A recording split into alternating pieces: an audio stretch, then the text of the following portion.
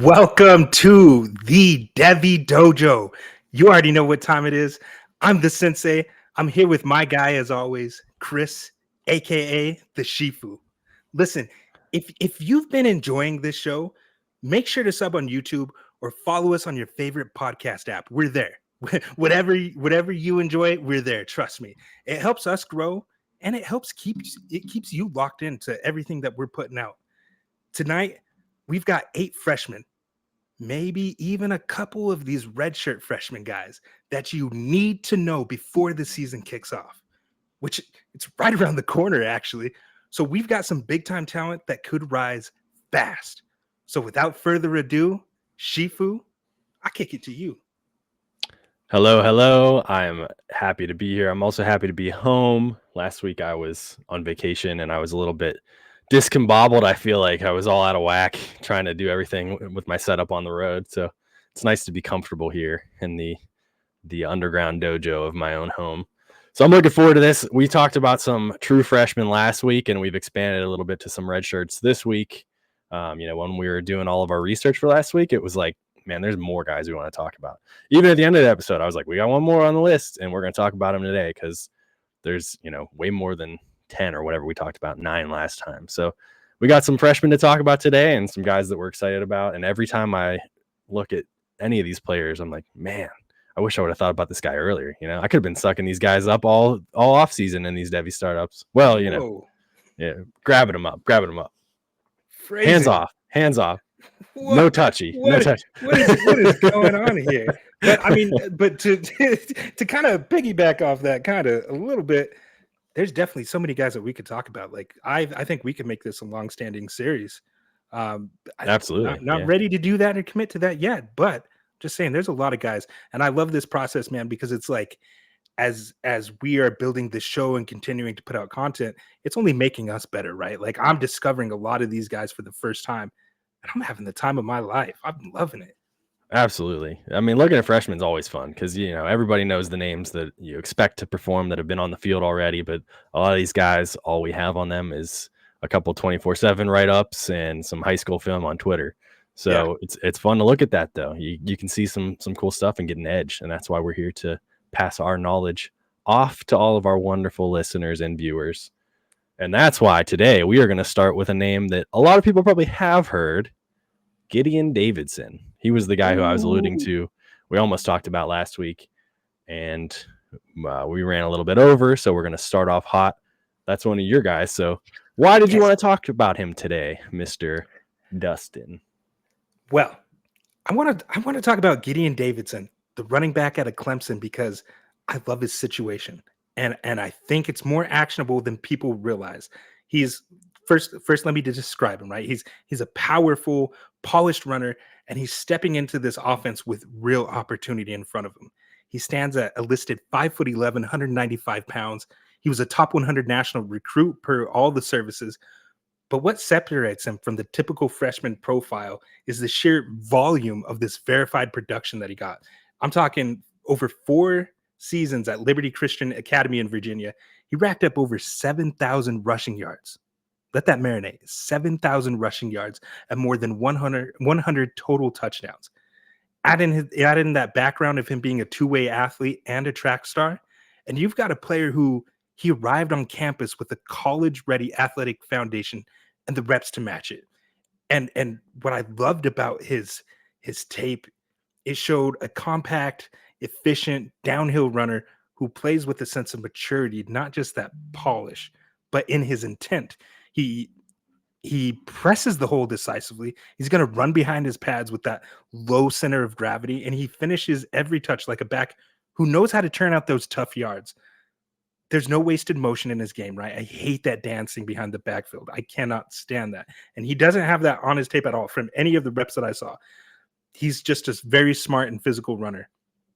All right, so from the trait standpoint, to move this on along a little quicker, his footwork, that downhill acceleration, feels reminiscent of like a Zach Moss type back. And I know that name doesn't sound sexy, but he has that same type of movement, maybe with a little more lateral juice, that slippery through tight spaces. That quality is going to show up, and defenders, they struggle to get their hands on him early, and he'll shrug off them without slowing down. He's not like a traditional burner, but I mean, in his track days, he did put up a 10.6 track speed in the 100-meter dash. So, I mean, not slow pretty good, by any means. Yeah, not slow by any means. But what I love the most about this, and same with like running backs in Dynasty, if they get an opportunity, I am going to be in. As a freshman now, you have vaulted up my rankings because I'm looking at his competition there, Jay Haynes and Jarvis Green. Not much in terms easy of competition, right? Yeah. Easy competition. And he should have some opportunity Clemson in front of him without a doubt. Yes, and the Clemson insider like even spoke to this actually, Chris, like the opportunity that presents itself for Gideon Davidson, and they said that he looks physically advanced, didn't carry himself like a freshman. They all talked about his traits, his maturity, and all this, and all that tells me is that the opportunity plus the coaching staff's trust equals starting role, locked and loaded for me. Yeah, absolutely, and we would love to see that out of him this season. See how much he can do. He's definitely a guy I feel like is a little bit more on the radar than some of the guys we'll talk about today. But that's for good reason. You know, he's one of the higher hyped prospects right now as a younger guy. You talked about him not dancing around a lot in the backfield, but what I like about him is he's very patient. So he has this kind of natural instinct that you can't really coach too much out of a lot of these guys, especially coming out of high school. He's got that patience to hit the hole when it opens and wait for holes to develop. So that's going to be a key aspect of his growth, I think, and being able to use his physical talents a little bit more is, you know, when you have those instinctual runners that wait for the plays in front of them to develop, that's going to open up a lot more opportunity than just, you know, giving them the ball and letting them rip, you know, which can work for a lot of these guys, but it doesn't always work. You want the guys that have more nuance to their game. And that's something that I think he brings. Absolutely. And just to even touch on that, like the patience behind the line, the intelligent running mixed with the physicality. My playstyle comp firm was actually shades of Kendre Miller at TCU. And funny enough, wouldn't you know, his offensive coordinator, Garrett Riley, was the same offensive coordinator for TCU that year. Guy, so yeah. Same guy, same type of running back. That's a good nugget. I like that. Kendre, man, we're still waiting. Somebody joked about that in a startup I was doing, like, oh, maybe you can hit on Kendre because I was a little weak at the running back position. I'm like, man, I'm never touching Kendre at this point. I don't want to wait forever. We're just all holding bags with Kendre right now. But I mean, decent comp though, because you know there's a reason that he was as highly hyped as he was coming out.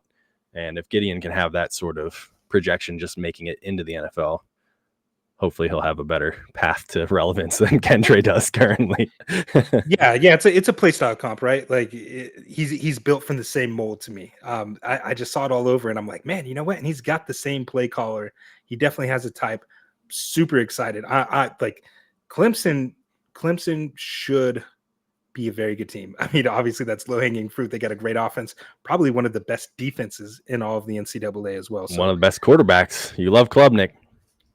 Hey man, you know I love Klubnik. That's my 105 in the recent, way too early 2026 rookie draft that I did with the FF Dynasty. So go check that out on YouTube. Absolutely.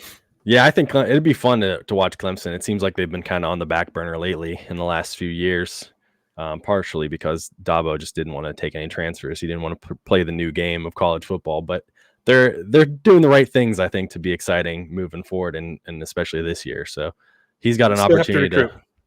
Yeah, absolutely. Still have to recruit, and everybody talks about the talent that's there now. He had to recruit those guys, right? He layered it in. Finally, a little bit more of those the transfer portal signings, but overall, man, I mean, he stuck to his guns, and I kind of like I gave him a lot of crap for it at the time, but yeah, you know, he stuck to his guns, and it's paid off, man. Recruiting is alive and well in college football. Everybody likes a little homegrown team, you know, and that is the classic way to play. So this is one of their homegrown players. They recruited him, and he's there, and we're looking forward to seeing what he does this year. Yes, sir. I wanted to talk about a tight end because throughout the history of the Devy Dojo, it's short history. We have discussed very briefly that tight end is not always a great Devy asset to put on your roster, especially if you have a very limited roster space. However, there is a guy who I feel like if we're going to talk about true freshmen, we absolutely have to talk about, and that is Linkon, the tight end of Kansas State. I actually pulled up a graphic I saw on Twitter from Fox, Michael Cohen from Fox. This is his top 10 impact freshmen. There's some guys that we have talked about in the past on here. There's a guy that we just talked about, Gideon Davidson, on there. And right there at the bottom, you can see Linkon as the only tight end representing his top 10 list. And I think that's with good reason. He's 6'5", 230 pounds. I've seen him listed as tall as 6'6". That's the thing with these high school guys, right? You don't always get the best measurables. I also saw some guy on Twitter at Sir S'mores says he has it on good authority that Cure is all the way up to 245 pounds. I'm going to take that with some grains of salt, but you never know, because these Kansas guys, man, they're connected out there in Kansas. And this is a homegrown guy. He's from Kansas. He was recruited by all the major schools. His final two was Oregon and Kansas State, and he decided he wants to stick around and play for his home team there. And I think he's going to get a good opportunity to shine early on in his career. They do have a really nice veteran tight end room at Kansas State, but he's just so talented. I feel like he's going to get some opportunities as a freshman because you just can't really keep him off the field. He was the number 1 ranked tight end in this class, a 5-star recruit. He was ranked number 32 overall by 24/7 and number 16 on their freaks list. And we love our freaks lists. So when you got a 6'5", possibly 6'6", yeah, 6'5", possibly 6'6", 230, possibly 245, if you trust Sir S'mores. This is a guy, I mean, he's really fast, dude. He's got some great tape. I know you watched a little bit of him in preparation for this, and you were like, finally found a tight end I want to talk about. Yeah. I had to put that in the group chat, man. Like, shout out to my guy Chris for finding a tight end that I'm excited about, because I mean, we've talked about it. I've talked about it ad nauseum in the Discord anyway, which, by the way, it's free. It's going to be in the description for this episode. You need to join and get in there, because come join us, chat nonstop. But I was talking in there, and I'm like, look, I will buy all the old tight ends on my dynasty rosters. I'm not going to waste time getting these tight ends.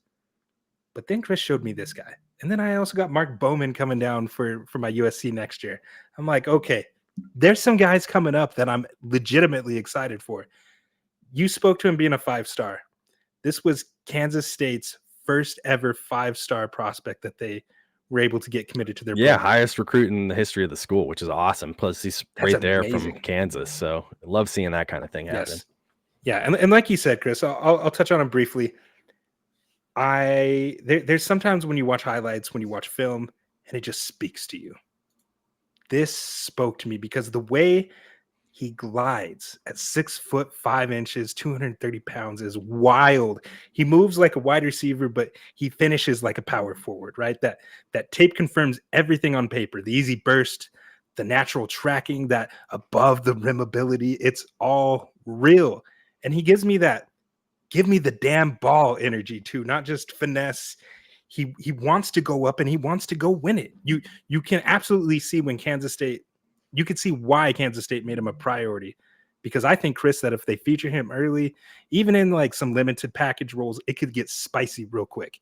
And I got to say, I mentioned limited package role because in high school, he also got some burn at running back too. He lined up in the backfield. They handed him the rock. Yeah, they were doing some like Wildcat stuff with him in high school. Yeah, it was like Tyler Warren in high school. Like I had that listed right here on my notes. Warren. Yeah, they were using him in high school. Probably just watching what Penn State was doing with Tyler Warren. Like, let's just do that with him. He's so good. Yeah, when you got at the high school level, he was dominant, man. Absolutely. He's going to have a little bit of adjustment to play the college game in the Big 12, but fantastic athlete. I think he could do it. Like you said, they used him all over the place to try to commit or to create mismatches, lining up out wide. I think they're going to continue to do that. Head coach Chris Kleiman called him a pseudo wide receiver this summer, saying he could line up at any of the receiver spots anywhere out wide. I think they're going to continue to do that because you just want to get the ball in his hands, because he's definitely a mismatch on especially those defensive backs. So if you can get him out wide, oh boy, when you got a 6'5" guy running at you as fast as he's running. He was the state champion in the 300 hurdles his senior year. Ooh. He was the state champion and the state championship meet record holder in the 110 hurdles. So he's fast, and those hurdles are probably nothing for him because he's so tall. Yeah, so love that. I mean, he's just going to bring. I want to see this guy do some jumping over some defensive backs in the college game. That would be fun. I don't play any college football, mostly because I'm mad at them. They don't put it on PC. But on the new college football game, he's actually already an 81. I think he's one of the top 5 or 6 freshmen. So they're recognizing him. I don't know what that means. I know that the Jets, pseudo GM uses Madden. So. You're gonna have to do him dirty like that on the pod. I know. Man. Yeah. No, actually, do it. That's a ridiculous way to scout your own team and others. I mean, that tells you a lot. Hey, he's just a physical specimen, dude. He's so much faster than the other guys. When you watch his high school tape, I think I retweeted. He himself put out his highlights from senior year on his Twitter, and I found it when I was scouting him. I'm like, this is awesome. It's like a 10-minute senior year highlight compilation that he put out there, and I retweeted. I'm like, I can't wait to watch this guy at the NCAA. Yeah, I'm over the moon for this. Like, and I'm still so new to him. I would not have. I mean, I heard the name, but tight end. I'm like, I don't care. I'm looking at these wide receivers, so I'm thankful that you put him on my radar because, like I said, those highlights, man, they spoke to me, and I cannot wait to see him in the Big 12, which we know what the Big 12 is all about, and it's not defense. So, right, you talked about him being a vertical mismatch, and when you look at the offensive scheme that they're going to want to run there at Kansas State, specifically the offensive coordinator Matt Wells, they've talked about how it's expected to evolve toward more motions at the line. They really want to stress the vertical seams in 2025, and I think that aligns perfectly with the profile that we have now established for Linkon Cure. As a freshman, I think he's going to see early snaps in those red zone packages, seam concepts, or gadget attachments like they did in high school. He's exciting, man. Like, he's one of only stumbling over my words right now. In the last 5 recruiting cycles, only 3 tight ends I think have been ranked a 5-star, and he's one of them. So definitely somebody to be excited about. You talked about Mark Bowman. My guy, of course, because I'm a homer, is going to be Andrew Olesh, but I don't want to talk about those guys. I wanted to talk about Cure because you watch him and it's just like, this guy's going to have a future for sure. If he develops even half as much as we think he might, he's definitely, somebody's going to pick him up. At the very least, he could be a NFL Darnell Washington type, if he doesn't quite hit his ceiling, but if he hits a ceiling, better receiver, right? The ceiling is the roof, Yes. So love it. Yes. Yeah. He had 9 games senior year, over 1,000 yards, 23 touchdowns. He also ran for over 300 yards and he returned some kicks too. So he had more than 1,500 all-purpose yards. So yeah, they were just getting him the ball any way possible. Yeah. And I don't know what the high school, competition is like in Kansas. I imagine it's not super, super great, but he did the most with every touch he got. So we love that. I mean, you could put too much stock into that. Like, eventually they're going to see better competition. That's not exactly. I agree. I think a lot of people in the community honestly put too much stock into high school competition. Not saying that it doesn't matter. Hear me before you crucify me in the comments, please. I'm saying I think we put too much stock in that when we know they're going to go on to the next level, and let's see how they compete at that level now. Yeah. Absolutely. Good if I had to pour any cold water on it, I would say, we haven't seen a ton of him blocking. So I feel like maybe he needs to improve that a little bit. I mean, on one hand, like, does he really? The modern game, tight ends don't need to block that much. But on the other hand, you want to be on the field as much as possible. So I think that's something they'll probably work on him with a little bit at Kansas State, especially with that veteran tight end room that I was alluding to.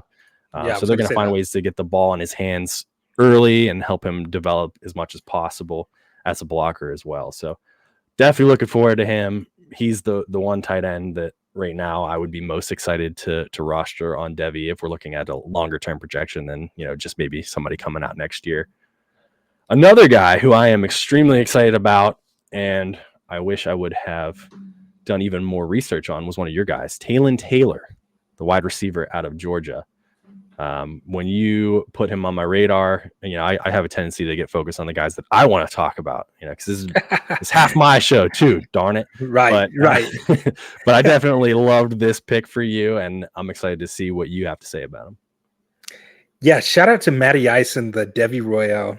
Discord, man. I even had to confirm with him the other day in the DMs, like, hey, you're all in on this guy, right? Because he's amazing and he could start. And he was like, yeah, dude, he's going to be pretty good, and he could get some burn. Again, that's a kind of a theme for some of these guys that I'm going to talk about tonight, is that opportunity. But Chris, Talyn Taylor might be one of the cleanest. He might be one of the most technically refined receivers in this entire freshman class. He doesn't need a megaphone. His feet do the talking. The first time I saw that clip of the end zone fade, the one during the spring game or spring practice where he kind of contorted in midair, double tap, got both toes down like he was playing in the NFL. I saw that in slow motion, and I just knew that he belonged. That was the moment I realized this kid can play at this level as a freshman. And I mean, look, 6'1", 190 pounds already coming out of high school. He's already kind of got like the modern frame for wide receivers, right? I talked last week about my type of wide receiver. I really like those 6'4" guys, but nowadays the modern game, 6'1", 190 pounds, 200 flat, you're good.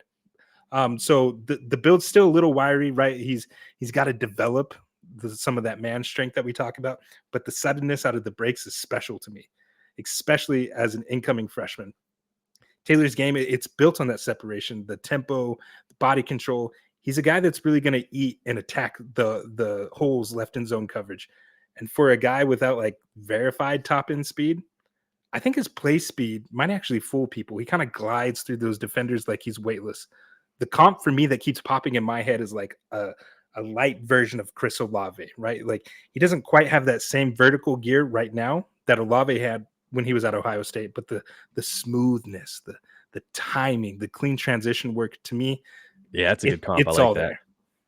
Yeah, thank you. I was pretty proud. He's just exciting, dude. Like he's just a highlight machine. Every time you see a clip of him floating around somewhere, it's like, wow, that was cool. You know, like he can go up and get balls that are way overthrown with a nice wingspan, pull it in when it's behind his head. You know, and you're like, man, a lot of people couldn't have made that catch. You know, he just accelerates so smoothly, like you said. Strong hands. He's a highlight machine, man. I'm looking forward to him. Wingspan. I'm glad you mentioned that because I didn't even touch it. Like he's listed at 6'1". I don't know about you, Chris. I was surprised to see that because I thought he was a lot taller.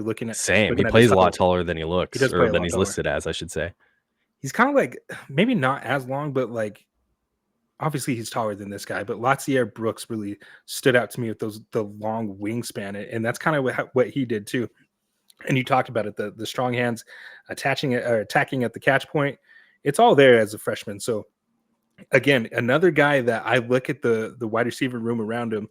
I'm a Zachariah Branch denier, right? Of course. I think that underneath work that he's going to get as a gadget guy, because that's what Branch is going to do. He's not going to do real wide receiver stuff.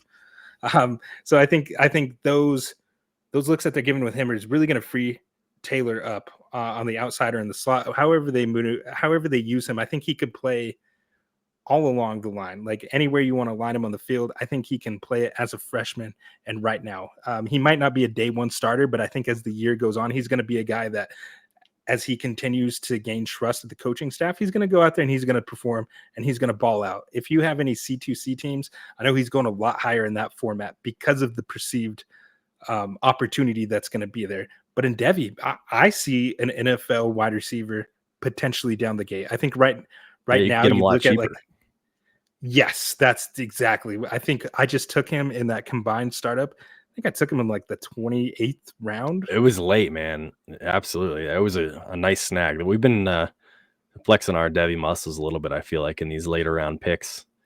Yeah. I like that, you know. Shout out to our league mates on that one, because we love you all, but you know, every once in a while we got to bust out. You know, we're the dojo. We got to get those later round guys that we know are going to rise up a little bit. That's right, man. We've been in the dojo prepping for this. Absolutely. Yeah, he's exciting though, man. I completely agree with everything you said. I think he's got a lot of opportunity in front of him both this year, but especially moving forward. He's got a lot of projection to potentially be a high NFL draft pick, especially as he gets a little bit bigger and gets a little bit more of that, maturity of a more depth of talent that he's playing against. But he just makes so many catches that are seemingly impossible for a lot of people. So I think as he improves a little bit and gets a rapport with his quarterback, he's going to grow a lot and move up people's draft boards. Yeah, and that's the hesitation, right? I mean, you're not supposed to helmet scout, but you can't help but think like Georgia doesn't typically use their wide receivers in the best way, but hope is on the horizon. I think I think Georgia's shown some signs that they're going to evolve a little bit.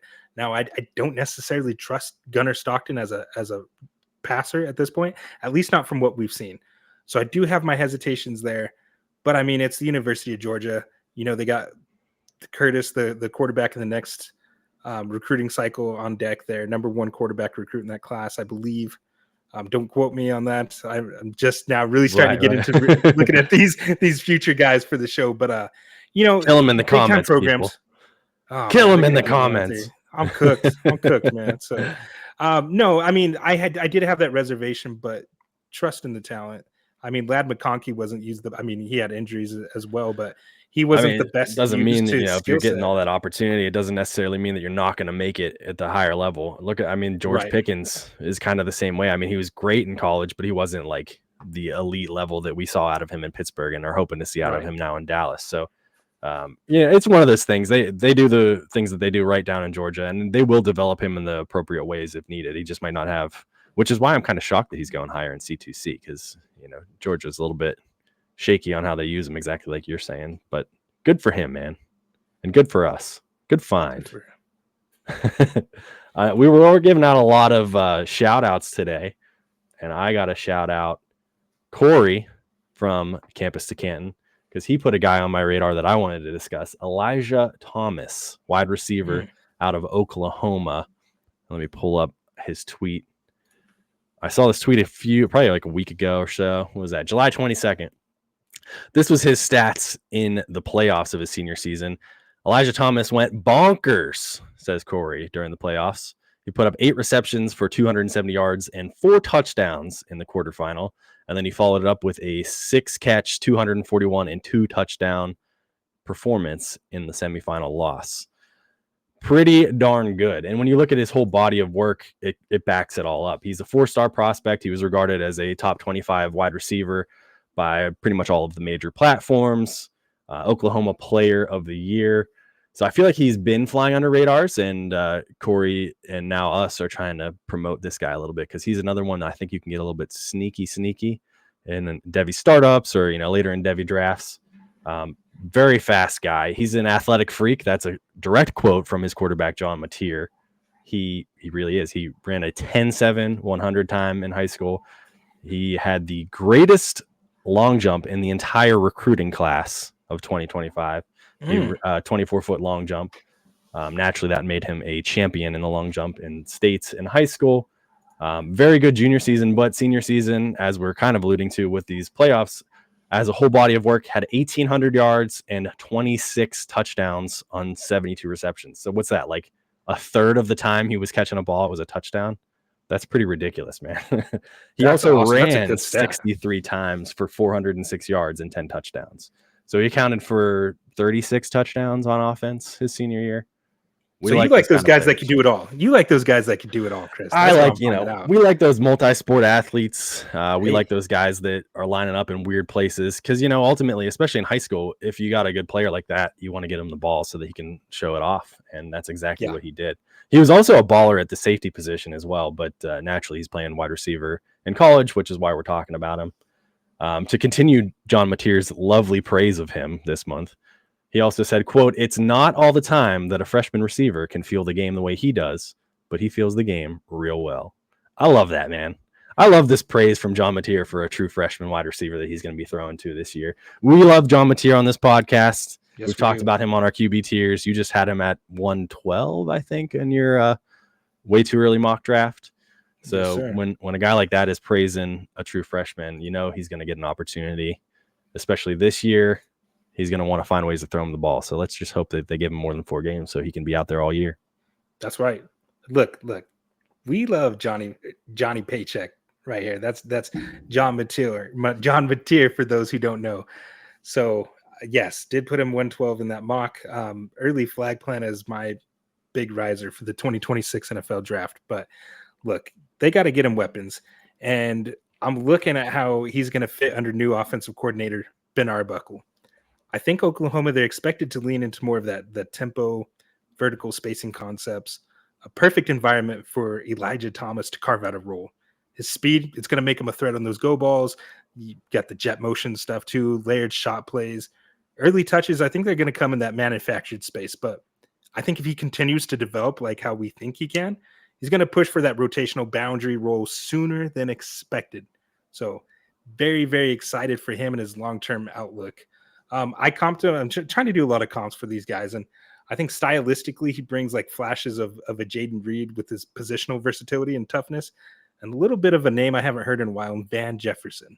That vertical pacing, sideline awareness. I don't think he's there yet, but that foundation that he has is very promising. And yes, shout out to our friend Corey P for that. Yeah, man, that guy is in those Devy and C2C streets, man. He's like just a never-ending fountain of information, and I'm so grateful to have him. He's one of my favorite Twitter follows. Absolutely, yeah. He knows his stuff for sure. Incredible human. I'm happy to know him, and just wanted to highlight too. Only 6 kickoff returns his senior year, but one of them was a 99-yard touchdown. So just get this guy the ball, man. Find ways to get him the ball. And we know Mateer is going to throw the ball at any angle to get the ball to a receiver. So we're looking forward to seeing what Elijah Thomas can do. We just need football here, man. I say it on every episode. We need football back. I need to be seeing so close. Hearing the pads, man. We're almost in August. As we record, it's the 29th of July. So we're about a month out. Yeah. Looking forward to it, man. Tell me a bit about CJ Carr, because he's a guy that I hadn't really done a whole lot of work on, quarterback out of Notre Dame, but he's a guy you wanted to talk about today.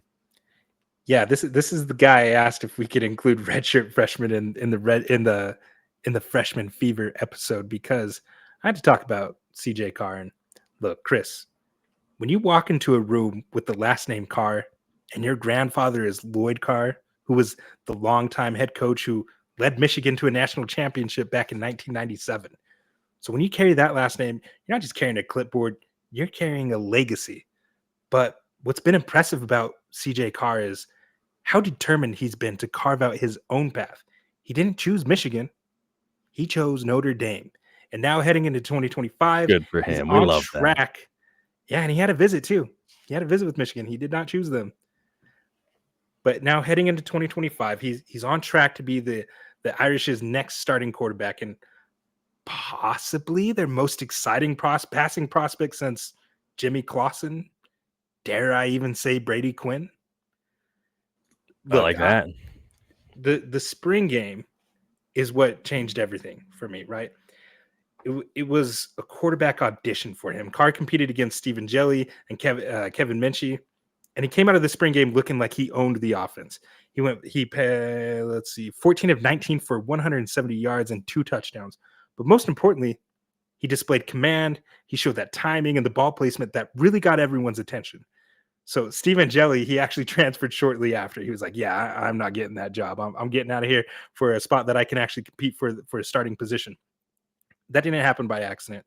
Carr made the position his by his performance. And now I'm looking and I'm like, all right, we got Riley Leonard gone to the NFL somehow, right? He somehow got drafted. But we know Riley Leonard didn't really offer you much in terms of passing, but he was definitely a rushing threat. He rushed for nearly 1,000 yards. And now Notre Dame can lean into more of that traditional timing-based passing attack that Mike Denbrock likes to employ. And for those who are not familiar with Mike Denbrock, just go back to his time at LSU when he was calling plays for Jaden Daniels. Tells you everything you want to know about him as a play caller. So I think that fits Carr to a T. He's not a scrambler, right? But he's precise and rhythm-driven with a compact delivery, right? And there's questions around Jeremiah Love's volume as a ball carrier, whether or not he can handle that volume, whether or not his body's going to handle the workload and the punishment that he's about to employ. So I do think that going forward, we're going to see more passing, more of the vertical concepts there in Notre Dame, which is very exciting because if you looked at Jaden Greathouse down the stretch and in the playoffs last year, he was really cooking with Riley Leonard. So I think that they got something there in terms of weapons for this guy too. Yeah, we haven't talked about Greathouse much, but he's an awesome receiver for a guy like this, a younger guy. because I think he's reliable. He's one of those guys that's kind of like a mid-tier prospect in Devy, but I think he's going to be a fantastic asset for Carr in the Notre Dame locker room to try to help him develop a little bit more and get open and have a downfield receiver for him.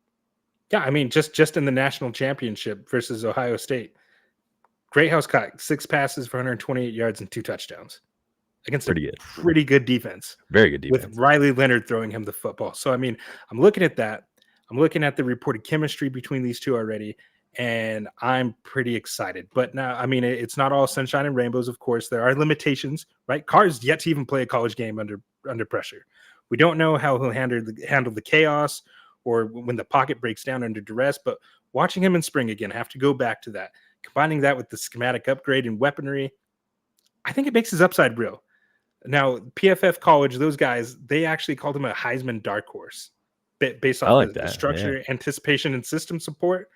I don't know if I'm ready to go that far, but he was on their dark horse list. Like the whole point of the show was to provide you with a list of names of people that nobody's really talking about who could be in consideration for the Heisman. So, I mean, getting some good steam there.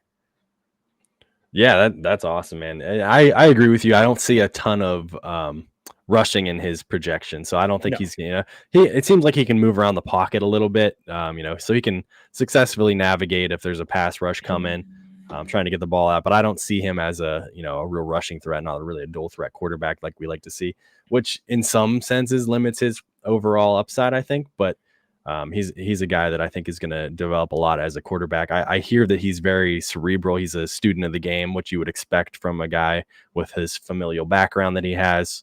When you got a grandfather that's a legendary coach, I would assume that you're studying a lot of playbooks and making sure that you can read defenses pretty well. So that's going to give him a little bit of an edge, especially for a younger guy, a little bit more of that background to say, maybe I shouldn't make this throw, or maybe, there's a guy that I know is not open right this second, but in a split second, he's going to be open. And that's what we're trying to project out of him, is being a little bit more of a pocket passer, a more traditional guy. Not at all like Riley Leonard. And I'm right, or you're right. I was a little shocked as well that Riley Leonard was drafted, but he was fun as hell to watch in college, at least. So he's got that going for him.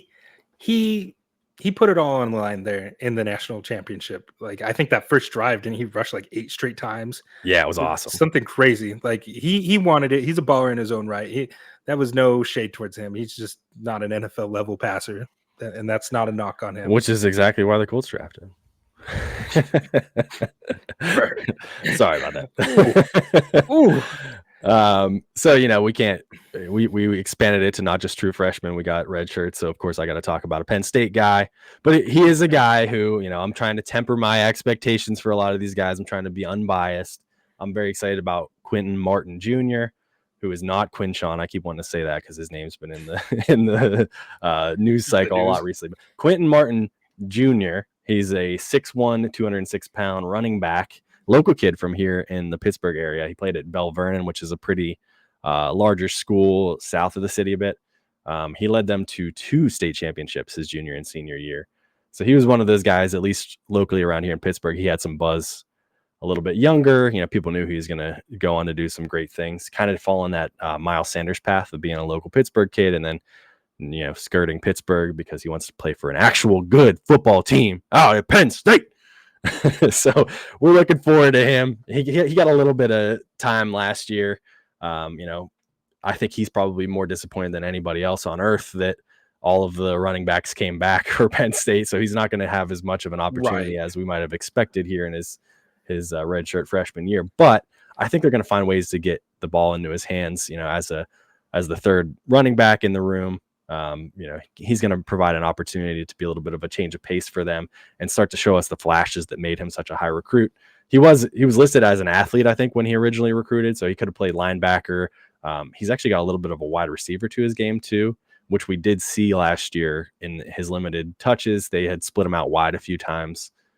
As we've kind of talked to a little bit when we talked about Singleton, obviously the receivers haven't been fantastic at Penn State, so they've been splitting some of their running backs out wide, and he did pretty well in his touches in high school out wide. So he's got that nuance to his game where, as you said before, we love guys who can line up all over the field and play different positions offensively.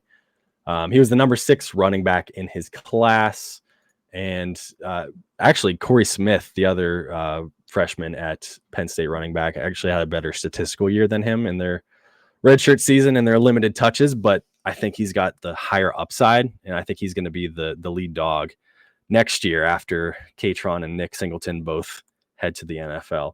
So I'm looking forward to him, man. He's very just patient runner. We talked about that a little bit with Gideon Davidson. I like those kind of guys that can see the field a little bit better, a little bit more mature, great vision. He can plan ahead and make guys miss, so he knows where he's running. He does not just north-south running full steam ahead. You know, he's got a little bit of that shiftiness to his game, a little bit of that cerebralness to his game, great footwork. And as I touched on, he should be a pretty nice receiving threat too. So I don't think we're going to see a ton out of him this year as the third running back, but you know, pay attention when he's in the game because he's going to be playing against some lesser talent, hopefully, if they're up, 70 points and throwing him in there and saying, hey, you'll get a couple series in. Looking forward to seeing what he does this year as a build-up to being the lead dog next year. Yeah, it has to be pretty infuriating for him, right?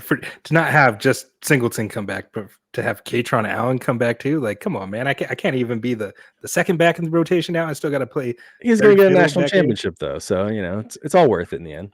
Yeah. I mean, I guess when you got Drew Lar as your quarterback, you got to employ three running backs, right? Oh, rough. Zinging me, man. I love that guy. I'm looking forward to this season. Penn State, man, very good. Top 5 defense, top 5 offense. It's going to be a fun team to watch. This is your year. If you guys were ever going to do it, this is the time to do it. The seat has never been hotter for James Franklin, and I know a lot of people don't love James Franklin. I've always been a supporter, but at this point, push and shove have now met. So let's go do it. I mean, Kirby Smart didn't win a national championship either until he was however many years in. I mean, seat's definitely hot when you play for big programs like that. He does have to win in the big games, man. He really does. I think it's only him and Dabo are the only two coaches in the NCAA, I believe, that have played or coached for more than 10 years and won 70% of their games. So he's a good coach. He's a good coach. He just against those bigger, those bigger games and those top teams, he's not always up to snuff. And this is the year that they got to do it.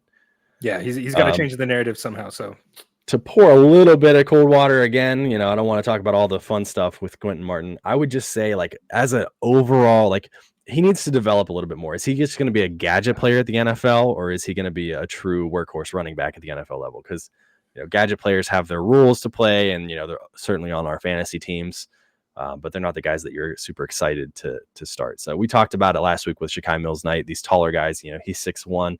He needs to focus, I think, on getting his center of mass a little bit lower, not running quite so upright.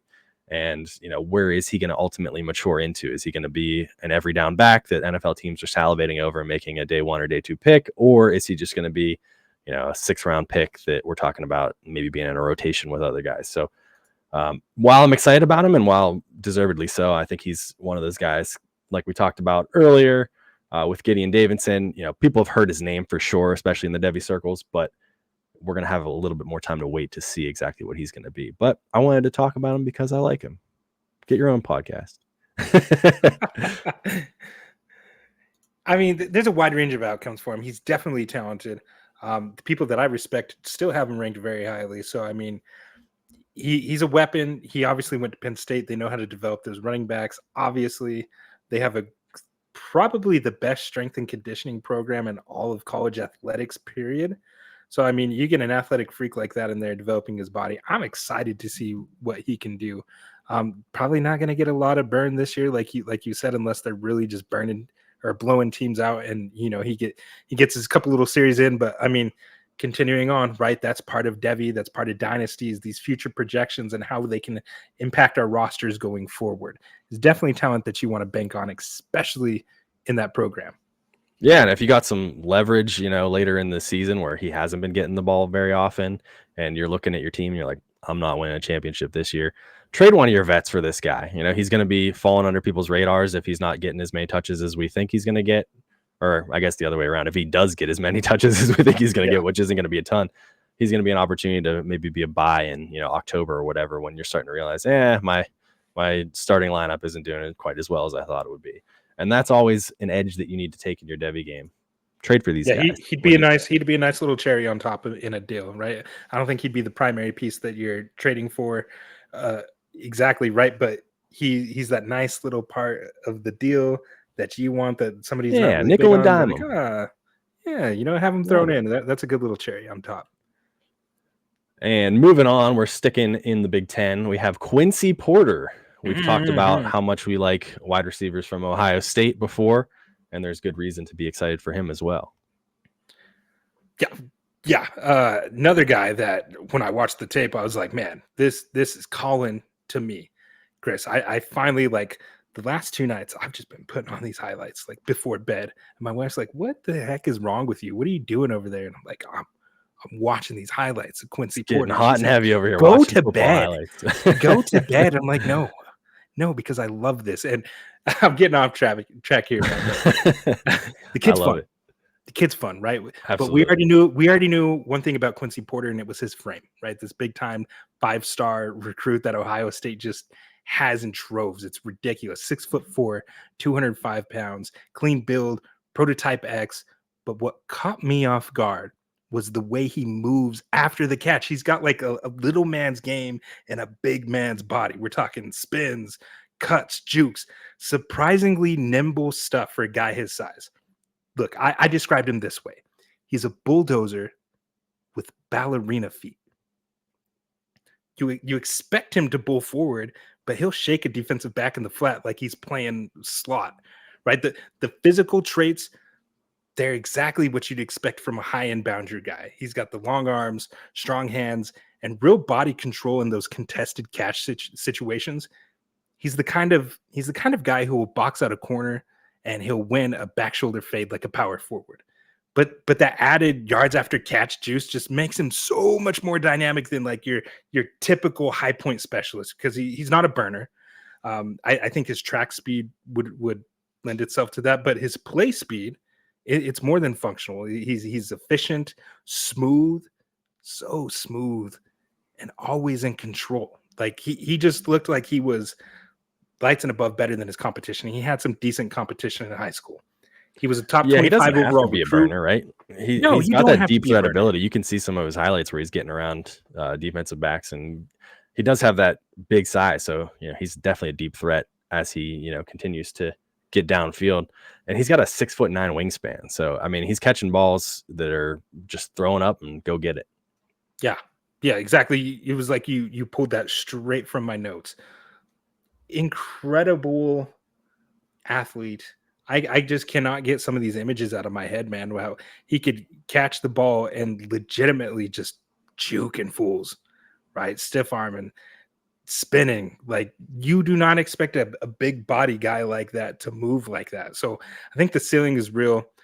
The obvious comp for him that people gave was Drake London. Big frame, strong after the catch, wins vertically. But with the way that Quincy Porter sets guys up in space, I actually think he's got a little bit of Plaxico Burress in him, the way he moves, right? That long gliding style, Ooh. late hands, and the height as well, too. And so that's my comp for him is Plaxico Burress. What do you think about that? I think I need to work on my comp game because I'm over here comping like Jeremiah Love to whoever, Darren McFadden, and then you're comping this guy to a bulldozer with ballerina feet. So I'm gonna work. That's my homework for the next week is how am I gonna be better at comps, because that was an amazing anecdote right there. But Plexico, I Uh, love that. Yeah, Plexico was an awesome semi unorthodox, not your typical receiver. So that's a good comp. I like that. yeah. Not all sunshine and rainbows, right? Again, and this is where we have to be honest because at Ohio State, that room is going to stay crowded. So even if a guy like Jeremiah Smith goes pro in 2 years, you're still looking at like a Mylan Graham hanging around. Next year, you got Chris Henry Jr. coming in. Brandon Ennis right now is still hanging around somewhere. I don't know why that dude hasn't transferred yet because he's also talented. But that's my point is you're always going to have these guys coming in. There's always going to be another future wide receiver one walking through that door. So even though Porter's early development is promising, right? Like he was the first of his freshman class this year to lose his black stripe, which is always telling, and it's always you always need to pay attention to that for these Ohio State wide receivers. But I mean, the opportunity timeline is tight. If he doesn't separate soon, he could get leapfrogged again. So bottom line, he's a long view Devy play. I don't think you're drafting him obviously for 2025 volume, but if you got patience, I think Quincy Porter is he's exactly the kind of stash who could explode in year 2 or year 3 once the dust settles in that crowded receiver room. Because the size is real, right? The yards after catch ability is very good, and he's already flashing. So if you have patience, it could pay dividends for you. Absolutely. And Brian Hartline, man, what he's been able to do in the last few years with all those guys, obviously exciting. And now he's calling plays. So if he has any belief in Quincy, then he's definitely going to get him the ball in some ways. And, you know, I appreciate you pulling him up here because I've been kind of blinded. Obviously, everybody likes Jeremiah Smith, and I'm a big Carnell Tate guy too. So I've been kind of blinded by those two. Every time I want to watch Ohio State highlights, I'm just like, look at these two. I love these guys so much. But he's definitely got the next man up in his future. I think if he sticks around. I think Chris, in a few years we might look back and say, yeah, of course it was Porter, right? That broke out there because the size, the body control, yards after catch, it was all there from day one. So I could be looking back and saying, of course it was him. Look at him. Yeah, and as we've said before, and we'll say again, just draft these Ohio State wide receivers, man. There's a reason that they're going there. They're good. Yeah. They got a good recruiting program there. Just do it. And, you know, if you got to sit and wait, just who cares? Yeah. Just wait. He'll get his chance. We're going to continue our Midwest road trip here. We've moved from Pennsylvania to Ohio, and now we will go north to Michigan. I wanted to talk about Andrew Marsh, wide receiver out of Michigan. He's a fun one to watch, man. I know that a lot of my Michigan friends are excited about him. 6 foot, flat, 175 pounds. He's one of those guys that did track lots of sweet jump measurables. He high jumped 6'4", which is pretty cool. And he's just like a nice developed route runner, even as a freshman coming into college. He kind of runs a little, I think I just used the term unorthodox, but I'll use it again because he makes awesome cuts, but he kind of like moves his arms in a way that they're kind of like flapping around a little bit, you know, if you've watched any of his highlights, but it's in a nuanced way. He's doing it on purpose. It's not necessarily a bad thing. It's like if he's being the opposite of snappy, but on purpose, because it can kind of trick the defenders a little bit and it gets him open a lot. So I like the way he kind of stutters and he can dial up his acceleration, dial down his acceleration, make quick changes of direction and get himself open. So he's a pretty fun route runner, one of the more fun route runners I've seen out of this 2025 cycle of freshmen. And I think the way that he kind of approaches the game is a little bit more unique than a lot of these guys coming out right now. I also think, you know, even just for being 6'5", 6'0", 175 pounds, he just looks and plays a little bit bigger than he is. Probably some of that has to do with his athleticism, those jumping measurables. He's got a nice catch radius, and we're obviously excited about the future of Michigan with Bryce Underwood being there. And this could eventually turn into his go-to guy. So I'm pretty excited for him. He's a guy, you know, that I'm definitely targeting in my Devy drafts. Yeah, I think you hit the nail on the head, right? If we believe in Bryce Underwood the way that we say we do, then we need to put some more stock into these wide receivers. And I don't care that he's at Michigan. I know that traditionally they don't really put out anything at the wide receiver position, especially recently. So, but I don't care. I think he fits in well with exactly what they want to do, what that offense wants to develop. And as Sharon Moore continues to call plays for them, I think they want that more explosive vertical passing game with Bryce Underwood at the helm, like we said. I think that Marsh's skill set aligns well with boundary and red zone packages. I think early on, his role that he's going to be able to carve out is that like possession plus maybe like a vertical shot down the field, but he's really going to be that possession type wide receiver in those intermediate routes, the 10 to 19 intermediate gigs, stuff like that. Yeah, I think he's going to dominate on those right now. So a guy that I need to look more into, but from what I've seen, I'm very, very excited. And I know that Bryce Underwood has already been speaking very highly about him. Seems like they're really starting to develop that chemistry early on, and like that's what we want to see right now, right? Absolutely. Yeah, that you're exactly right. He reminds me a little bit of Jamie French too, out of Texas. Another true freshman. one of those guys that just seems to just get open, where he's going to be one of those guys that the quarterback's just going to look around and say, oh, there he is, wide open, as you said, in the intermediate routes, not necessarily a super deep threat or anything like that, but just a reliable route runner that's going to find ways to get open. So I'm looking forward to seeing him and Bryce together in Michigan.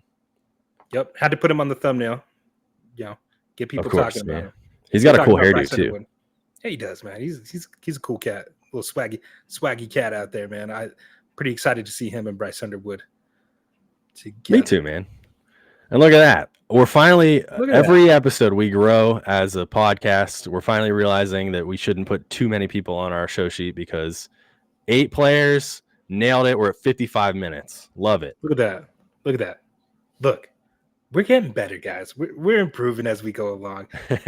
I've learned to shut my mouth and not talk for 20 minutes about the first player on the screen and move on and pace myself, right? So how about it? Look at us.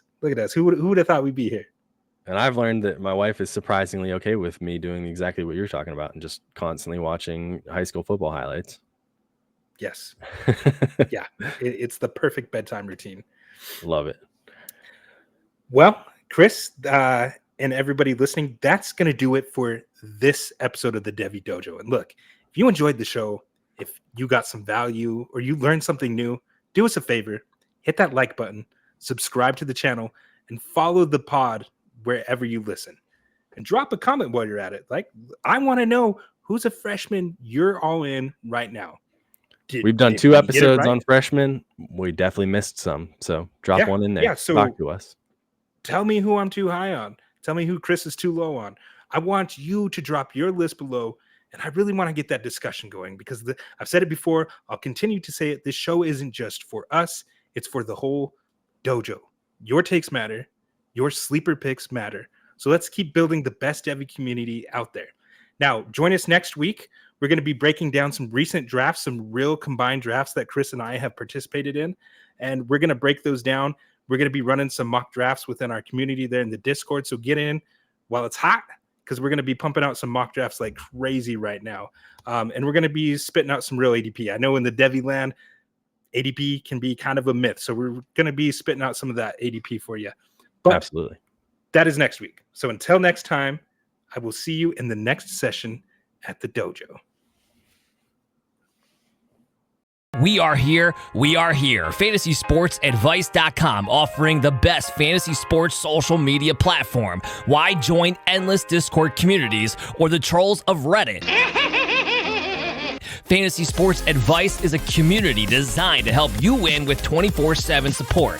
Go to FantasySportsAdvice.com and become a pro member for unlimited access. Again, go to FantasySportsAdvice.com today.